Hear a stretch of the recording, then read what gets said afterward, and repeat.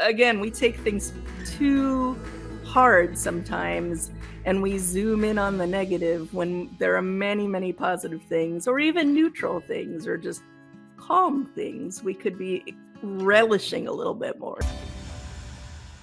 Hello and welcome. Welcome to the Business of Happiness podcast.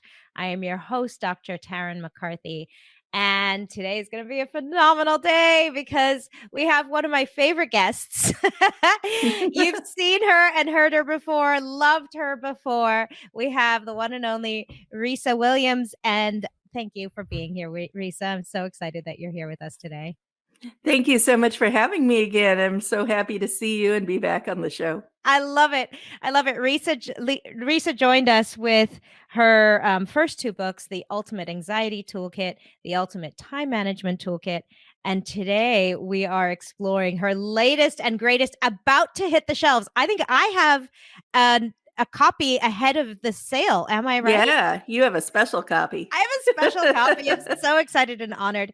It is called The Ultimate Self-Esteem Toolkit. And Risa, as with each one of your books, I just am so always in so much admiration of the quality of what you share in these books and how they're so applicable to our daily lives. So thank you so much for creating this. Oh, thank you so much, and thanks so much for reading it so quickly. I really appreciate it. I devoured it. I devoured it. And it really is consumable. That's what the way you write it, you can tell that you were really intentional with spacing and how you use the page and your images and the little cartoons that explain how to use the tools and practices that you recommend.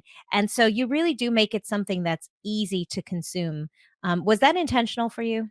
Yes, of course. Mhm. I am somebody who has experienced being overwhelmed and anxious and stressed out and burnt out in the past. And I also like to read a lot of self-help books. So I know what it feels like when you are overwhelmed and Yes. you're trying to get help and you're flipping through a self-help book.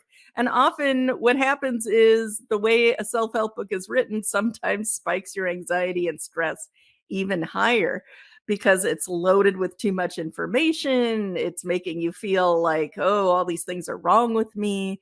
And I Yeah. wanted to write it from a different place, which is I want to provide easy, practical tools to people that make them feel empowered to move forward. And that's kind of a tricky thing to do when you're writing about heavy subjects such as anxiety or self esteem or even time management. These are subjects that easily make people feel overwhelmed. So I kind of took a different approach where I wanted to take complicated ideas and make them feel as simple to digest as possible, because it's just my philosophy that the simpler something feels, the more confidence you feel like you have to take it on. And also, the more people tend to retain the information, the more it sticks. So, one of the reasons I use the wonderful illustrations done by my friend Jennifer Whitney in the book are because I like visual analogies. I think we are living in fast-paced, busy times where people are often overstimulated, and this is a way to get images to stick in people's heads. Images of things that are going on in our minds that often people feel are vague and hard to define.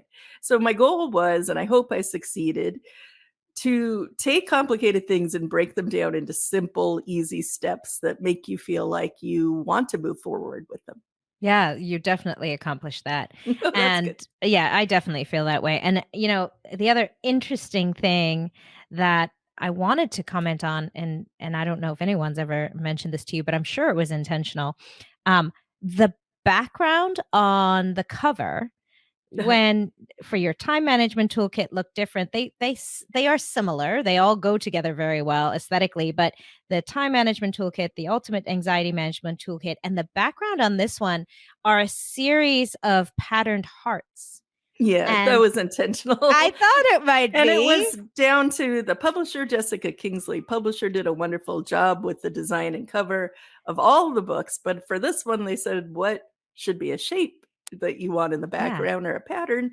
And I thought hearts was applicable because the whole book is about finding love for yourself and Yes. learning how to treat yourself with kindness. So that really stood out to me. Yes, and that's what stood out to me in reading the book. Absolutely, is that I got that very clearly is compassion, self-compassion as being Right. such a foundation of self-esteem. Yes. It's Mm, so important these days because I think we're living in a world where we're encouraged to go at a fast pace, to mm, just race through things. Everything is about work, work, work, hustle, hustle, next achievement. And it's not really about embracing all the things you're doing right now in the moment.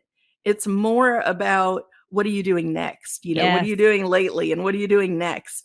And as a result, a lot of people in this country feel a sense of low self-esteem and that they can't appreciate their accomplishments. And no matter how much they do, they always feel like there's more to do. It's like a carrot on a stick, yeah. that they're always chasing. I think that's so true in the medical and dental professions as well.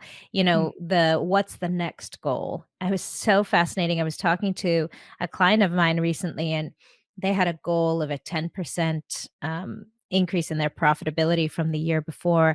And then the very next month, she said, "Oh, but we're so close to 15. So we're going to chase for the 15." It's almost like Right. it is this never ending chase for bigger, bigger, better, better. What's next? Yeah. What's next? I call it the never done feeling, and it's Mm, something we collectively as a society have. It's that feeling you're describing, like, even mm. when I work with people in the film industry who are already pretty famous, they're not famous enough because now they're hanging around with even more famous people, so their fame feels like nothing. The bar keeps moving, the carrot on the stick keeps going. Yeah, You never allow yourself to feel happy at whatever stage you're at because yeah, there's always people you're pitting yourself against. It's a very competitive society in that way. And I think we need to start to fight the trend.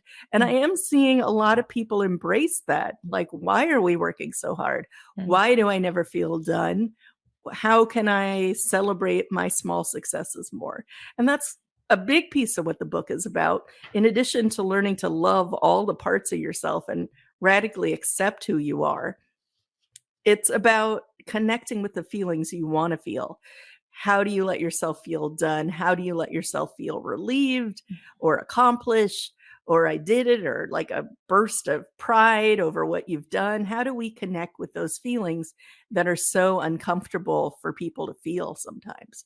yeah, and you have some great suggestions on how to do that. I wanna start really, in the beginning of the book, and I think it's, apropos to what we're talking about, where you start talking about this, self-talk meter, and you quote an interesting, study that has been repeated multiple times, but I love the study that changing our thought patterns, so basically starting out talking about how negativity we have this negativity bias, and we Yeah. tend to look at everything from a fairly negative point of view, and that has been researched and shown in research as well.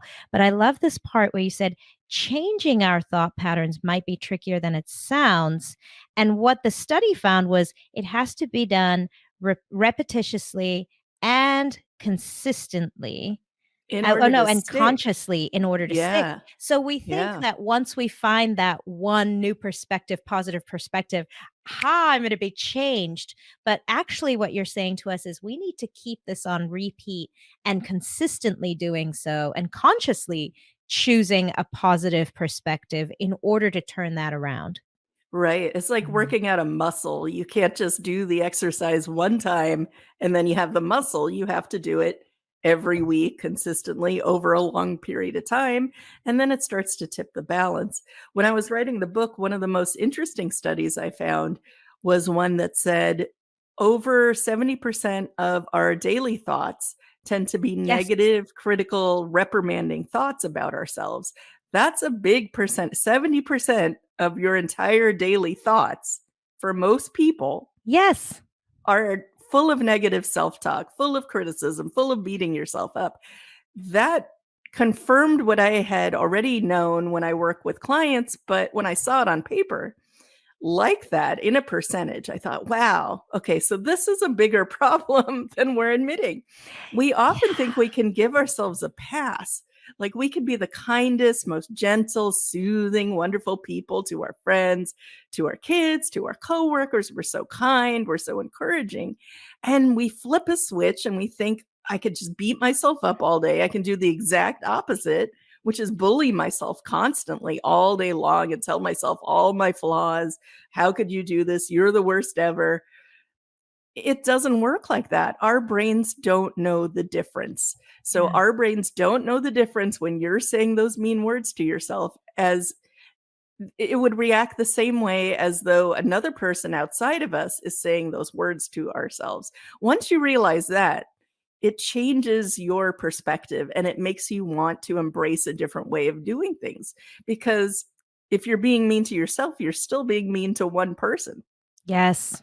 And I it know it and sounds obvious, but it's it's a so really tough interesting. one for people. It is a really tough one for people, and I think what it takes is the awareness, being aware of the thoughts that you're thinking, being Right. aware of that soundtrack in your own head. Yeah, there is a discrepancy sometimes. People will say, "Well, I don't think I'm mean to myself. I think I'm pretty encouraging. I have pretty good confidence in this area and that area." But often when you peel back the surface and you get them to start hearing things, Yeah. they might say, "I don't get why I'm stressed out or sad or depressed at the end of the day. I don't know what happened because nothing actually happened." Well, something's been happening in your own thoughts typically.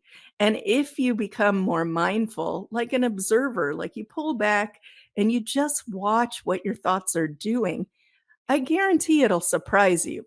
And when I talk about your thoughts, in this particular case, I'm saying your thoughts about yourself. So your Correct. metacognition, like how you're thinking about what you're doing.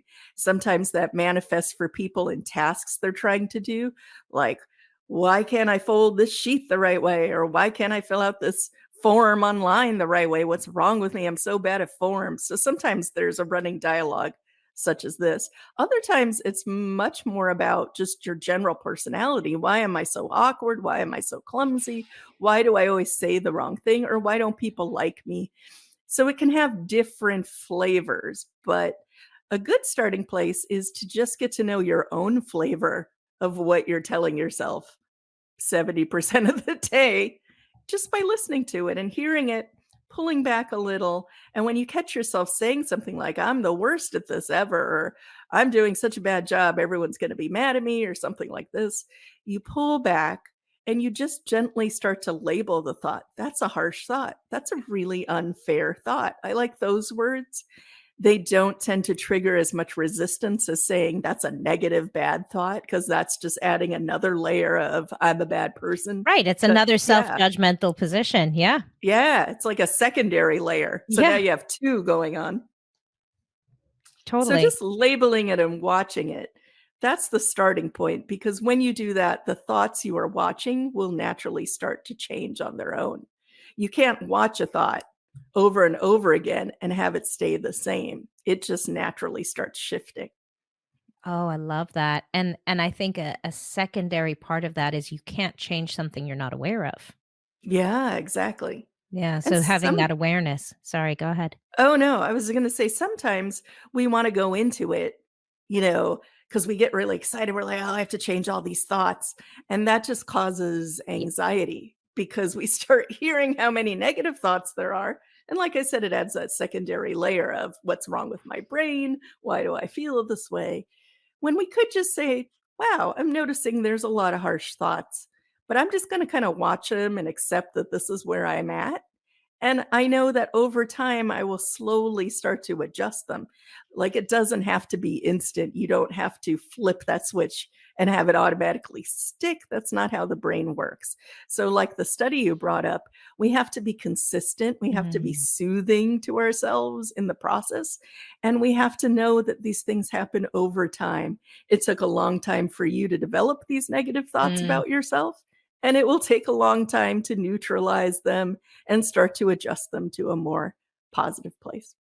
And then you talk about, um, now beginning to feed your mind some positivity. So instead of trying to cut out all the negatives all the time, also concentrate on feeding your mind with some positivity. So Right. one thing you talked about is learning to use your imagination to picture more delights instead of disasters. Right. I love that line. Um, and I love that perspective as well in terms of turning on imagination and curiosity and using those really intellectual skills to introduce an emotional uplift within our bodies. Right, we can use our imaginations as a portal to connect to the feelings we wanna feel in the future. So a lot of my book is about the words we say to ourselves, but then a secondary part of my book is about the visuals we put in our head. Yes. And this is a piece that is easy to start to change if you are deliberate about it, because our minds tend to flood our heads with a lot of negative visuals, things you did wrong. Remember that embarrassing moment in high school? Let's replay it 100 times after high school, right? Or Yeah. maybe, for 3 decades after high school. So we're often replaying these cringeworthy moments, these bad moments, kind of building up a case against ourselves that we are bad people. And it's not fair and it's not facts. So we need a more balanced approach. We need to start introducing mental images of successes, mental images of things you did well or little moments that made you feel good, or, savoring those compliments a little bit more, savoring when you finish a task for the day, even if it's ridiculously small, staying in those moments, letting our brain replay those moments. So one of my tools is called instant replay, and Mm, it's based on the idea that we tend to instantly replay cringeworthy moments that yes. make us feel terrible a lot. We're just lying in bed, we should be drifting off to sleep, and instead our brain plays this disaster movie over and over and over again. So we can use our imaginations to picture more positive scenarios. You just have to get really deliberate about it and start to change the trend. So, one way to do this is there's something called an inspiration book where you're writing stuff down throughout the day in a journal that inspires you, that makes you feel really good. I also have a tool called the mini happiness net where you're Yes. catching these little tiny happy moments that are maybe insignificant to you from, your current perspective, but if you go into them a little bit more and start to enjoy them and cherish them, they can become really big moments that make you feel happy and good about your life. It's zooming in on the little tiny things and acknowledging them. And like I said before, it's labeling them. That's a happy moment. That's a calm moment. That's a delightful thing. An example of this would be yesterday, I was at Coffee Bean. It's like a drive-through coffee place here in Los Angeles. And the person in front of me, they pulled up, they left. I pulled up and I got my tea. And the barista said, "Oh, the person ahead of you just paid for your cup and said, and wanted you to know, have a nice day." And I was like, wow, this is a really happy, delightful thing. How nice that people still exist that do this. And then, of course, I thought, like, oh, I should pay for the person behind me, but there was no one behind me. So I just sat in that moment and I, gave a tip and just thought, like, it's so kind that people are Mm, kind and what a nice thing to do. So I savored it, but the old me from a decade mhm. ago who was always rushing around, I mean, that might have registered, but I wouldn't have purposely replayed that moment all day long, and I did. I just kept replaying it. "Wow, that was so nice. Isn't that great a stranger could do that? That makes me feel so good and inspired that good people still exist in the world." And then I told, like, 5 people about it. I told my husband, I told my kids. I cherished that small moment Yes. like, over and over again. So, it was a deliberate decision, in other words, that I've trained my brain to do over the years. Hey guys, I'm interrupting your podcast episode to let you know about an incredible new program that I'm launching in January of 2023. It is specifically for practitioners in medicine and dentistry to help you rediscover happiness and inner fulfillment within your profession and your life. I remember what it was like for me when years ago I was so depressed and anxious and feeling like I had created and built a treadmill I just couldn't get off of, pushing through every day and wishing my life away. This program is the how of how to find happiness in your practice and in your life. Because we know that when we feel good, That's when we can do good. Check out thebizofhappiness.com/radical happiness or click the link in the show notes. I cannot wait to see you there. I've often heard of that, a similar analogy being to um, pearls on a necklace, like each pearl being a happy moment, like just a small snippet, like the one you just mentioned. And when we Right. string them all together, we realize, wow, we're really, really wearing this beautiful, very expensive, well, valuable piece of jewelry that is made up of all these moments of happiness. And it feels Ooh, even I love more that. abundant. Yeah. I love Yeah. that pearl necklace analogy. That's a Yeah. great idea. So, yeah, are you collecting little beads throughout Yes. your day, and then are you cherishing the necklace at night? Or Yeah. are you just shoving it in a drawer and then Yes. saying, "Well, look at all these things that I got stuck in traffic. I'm gonna replay that moment all day long." I love that. Why? Why? You have a choice. Yeah, and we do that so easily. I know in the Yeah. medical and dental profession that might look like, that we'd see maybe 6, or some of us see 60 patients a day, and that you'll have great moments with 58 of them, and 1 or 2 of them will have a challenge. Yeah, And and you'll carry that's who that you'll one. remember. That's who you Yeah, lie awake at night thinking about, right. instead of stringing together all those beautiful moments of the day and really allowing that to be the representation of your experience that day. It's so true, isn't it? Because Mm, you could have 10 patients who say, "You're the best ever. yes. You saved me. I'm so grateful." And then the grumpy one at the end, that's the one who you remember. And we don't know why they're grumpy. They could have just had a terrible day. They could have had a million misfortunes happen right before they sat down. Yes. So again, we take things too hard sometimes and we zoom in on the negative when there are many, many positive things or even neutral things or just calm things we could be relishing a little bit more. A little But bit it more, yes. yeah. And you even talking about what other people say, when you're talking in the book about boosting yourself when you're feeling low, you said waiting for outside praise is not a consistent way to get yourself over to the high end of the meter. You were talking about a meter to, measure how happy you were or how confident you were. And I Mhm. think that's such an important thing to remind ourselves of again, that Yeah. we keep looking for outside validation of ourselves. We were just talking about those patients, or you were just talking about that person that, if you go to Yeah. a drive-through and nobody pays for your drink, are you going to feel unhappy? I think Exactly. we keep reaching when we're feeling low for the need for somebody else to do it, but there's so much power, and that's actually the only way to do it, is to find that within ourselves. Yes, exactly. Because we can't consistently count on other people to be in the happy place where Right. they are full enough of self-love to do Right. that for other people. Right. Because if you're thinking about the percent like, let's just break it down to data. If the 70% everybody's walking around with that many negative thoughts is true, then you realize, oh, probably people don't even have the bandwidth to uplift other people from that state.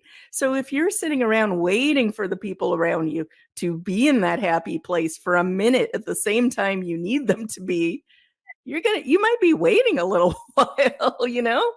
So in order for us to be able to gush praise and support and positivity at other people, our self-talk meter has to at least be in the middle or maybe on the high end, or we're saying enough consistently good things about Yes. ourselves, supportive things, that our self-talk spills over. So that's a concept I really want to leave listeners with.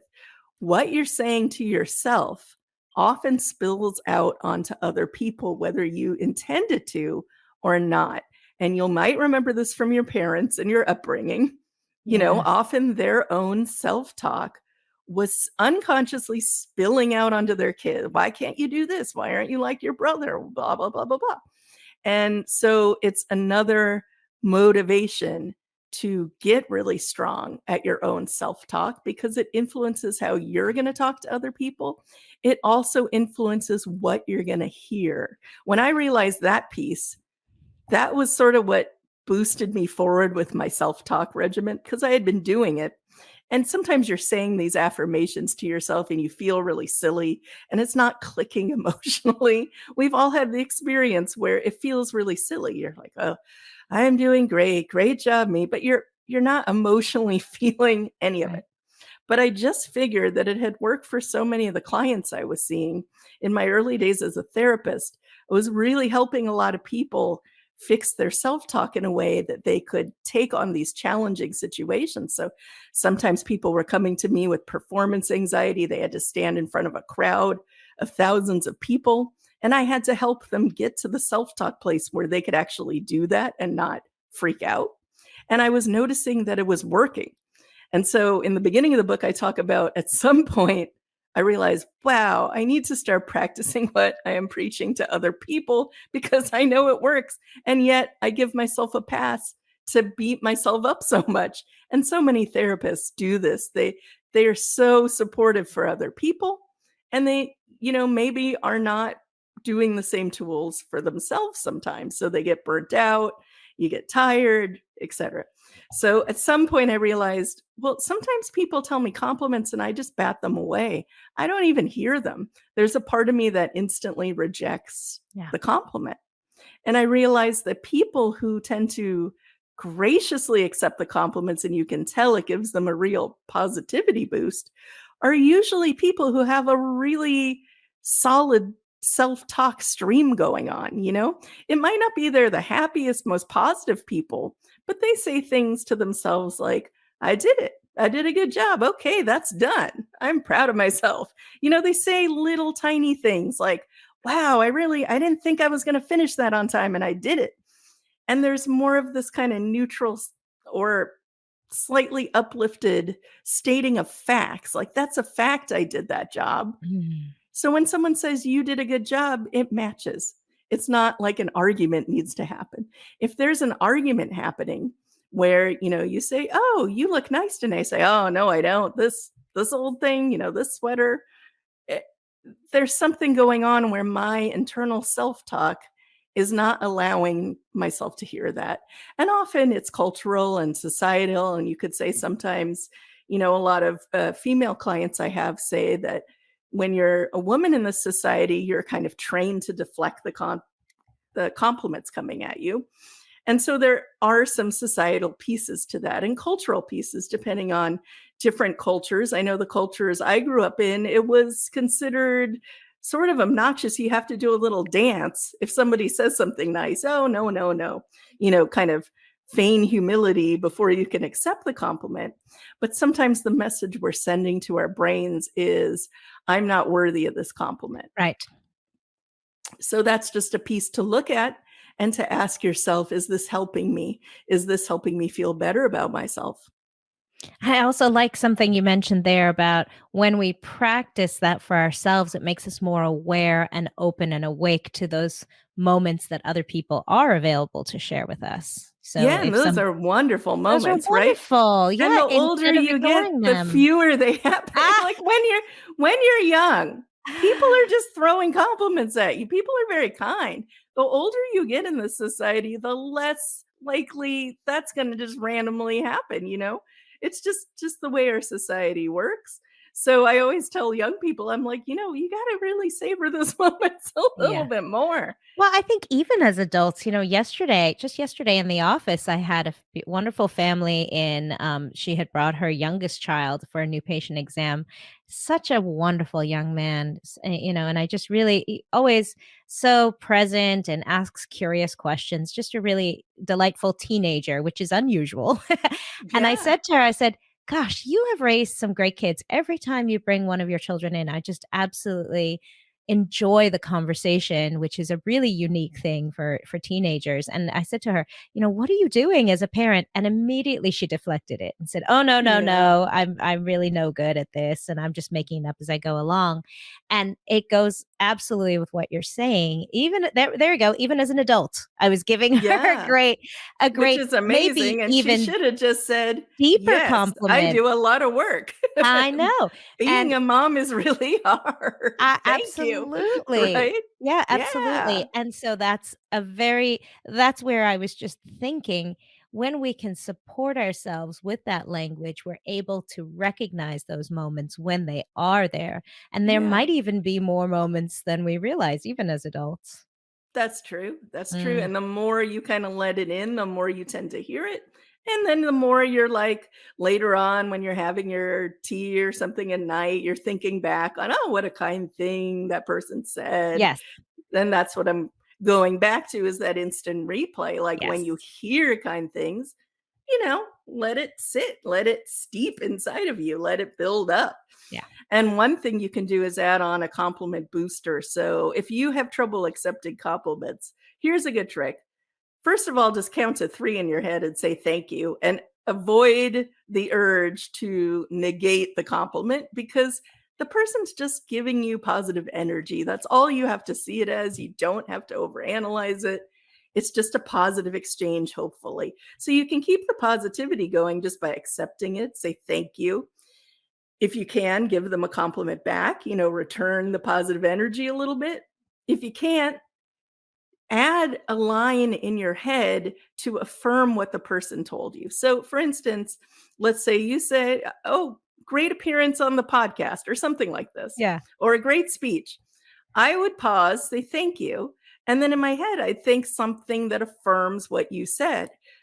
I'm getting a little better at speaking in public. This is a good skill for me to have. Every time I do it, my skills improve. That would be a Ooh, good line to like yes. cement it. I'm not saying I'm the best ever, but I'm Yes. saying, hey, some of these appearances are paying off because a year ago, this would make me a lot more nervous to do. So good job growing. I'm like giving myself on a pat on the back a little bit. Yes, or even that parent in that moment might have thought in her head, "Wow, parenting is hard, and I can remember these moments when other people recognize the great job that I'm doing. I'm really Yeah. trying." Yeah, I That's a good love one. that. I love that Yeah. boost. You know, I wish we could chat here for hours because I literally have so many sticky notes in this book. Oh, how Um, wonderful. I love that. I love so many of these and literally like stars and circles around things. So I don't want to minimize because we've had some great conversation here, but I don't want to minimize the tactical tools that really are in this book. So for all of you who are listening to this episode and you're thinking, well, this is an interesting conversation. I got, two or three really interesting perspectives. I urge you to check out the book because it really helps you to integrate some of this information with the practices, and they're simple practices. They're not ones that take a long time, but definitely I don't want to mitigate the great practices that are in this book to kind of bring you to these realizations, these higher level realizations. And I think we can all agree with most of what we said here today. We all can recognize, yeah, I do feel better when I give myself that positive self-talk, but how do you start? And that's really what this book does. It really gives you Right. a great way to get started.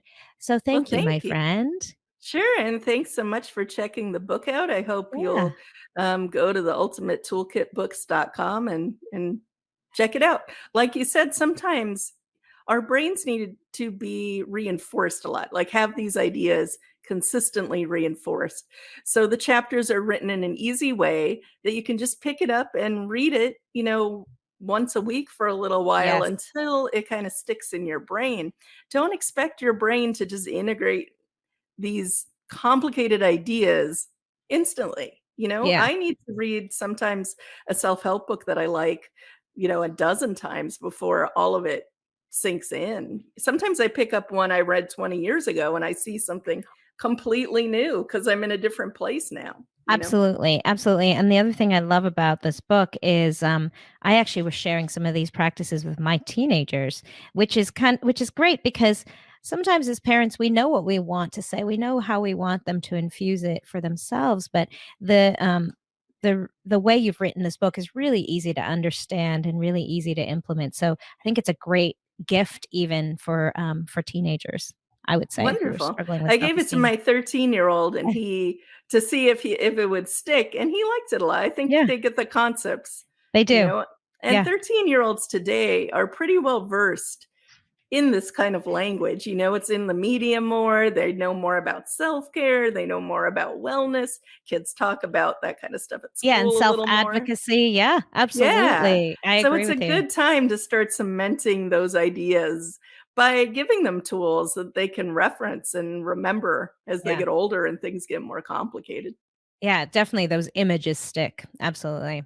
Well, Yeah. thank you so much, Risa. And, I have to, we've asked you this question twice before, but I have to ask it at every episode. And I always have fun going back and listening to your previous answers. So Oh, good. I'm going to ask it again, my friend. What is your definition of happiness today?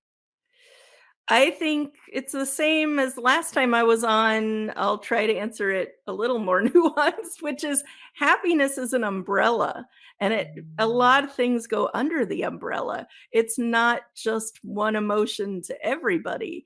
I like to see it as about like 50 different emotions that I can label. For Mm. instance, like delightful, giddy, silly, playful, all these things mean happy to me. Even cozy means happy to me. So make an umbrella called happiness, and then underneath it, list how many other mini emotions can you fit under that umbrella, because then you'll be practicing it more. I think often we make happiness this unattainable thing, and we have some dramatic image of what being happy is, which is like running down the beach excited or like winning the lottery or something like this. It isn't that for most of us. Most of us during the day are just feeling these little blips here and there. "Oh, that was silly. Oh, somebody made me laugh. Oh, my kids did something delightful. My pet cat is being so cute." These are all happy moments. So maybe expand your idea of happiness, and it will let you feel happy more often. Ah, that's your best answer yet. Good. I'm getting, see, I'll add a compliment because There you I'm go. getting better at defining happiness on the show every time I appear. I love it. I love it. I love it. Oh, thank you so much, my friend. And thank you to all of you for joining us on this episode of the Business of Happiness podcast. Check out the Ultimate Self Esteem Toolkit. The link to purchase will be in the show notes. And until next time, remember when you feel good, that's when you can do good. Bye bye. Thank you so much.